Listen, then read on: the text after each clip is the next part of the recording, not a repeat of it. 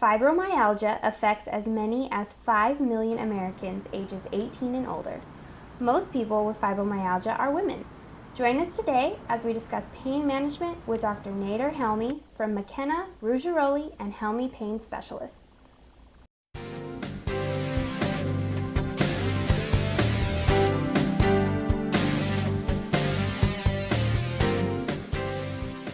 Dr. Helmi, welcome to Medical Minute. I appreciate you coming on today.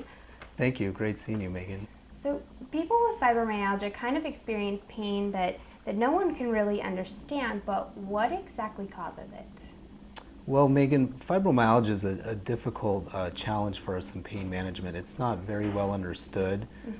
There's some evidence that there can be issues with certain neurotransmitters and chemicals in the brain. But again, it's not really well understood what causes it. So is fibromyalgia more an acute type pain or more of a chronic pain? Usually it's a chronic pain, but the patients, sometimes their pain can migrate in different areas in their body. So in terms of fibromyalgia, it can be a chronic issue with the acute pain in different areas of the body. In what ways does a patient's body react to having chronic fibromyalgia pain? Well, with chronic fibromyalgia, the body will, the patient will have different types of symptoms. One of the most common ones is difficulty sleeping, and then they feel tired most of the day. The pain really limits their function, and a lot of them tend to be unable to carry their activities of daily living and spend most of their time in bed. They never feel like they get a good night's sleep, and anything they do that they would normally do on a regular basis tends to be painful for them. And you see it affect their lifestyle and their families as well and their loved ones.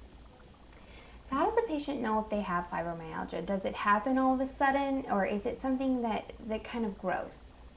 Usually they start to have some mild symptoms, and over time it can progress and become more worse and more debilitating.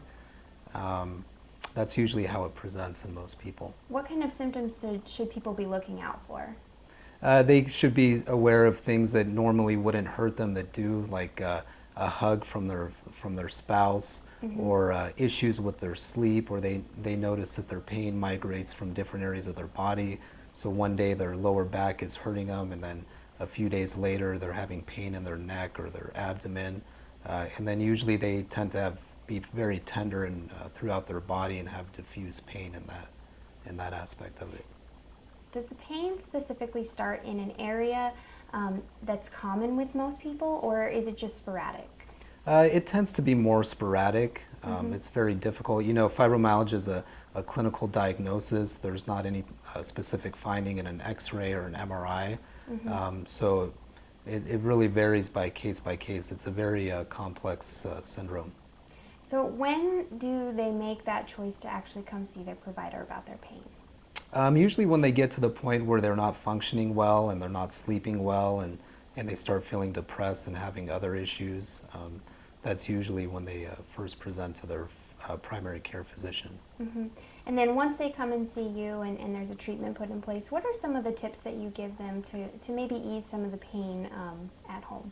Well, I tell them that with fibromyalgia, it's going to be an ongoing challenge for them, and they really need to focus on functioning at a higher level and gradually increasing their activity.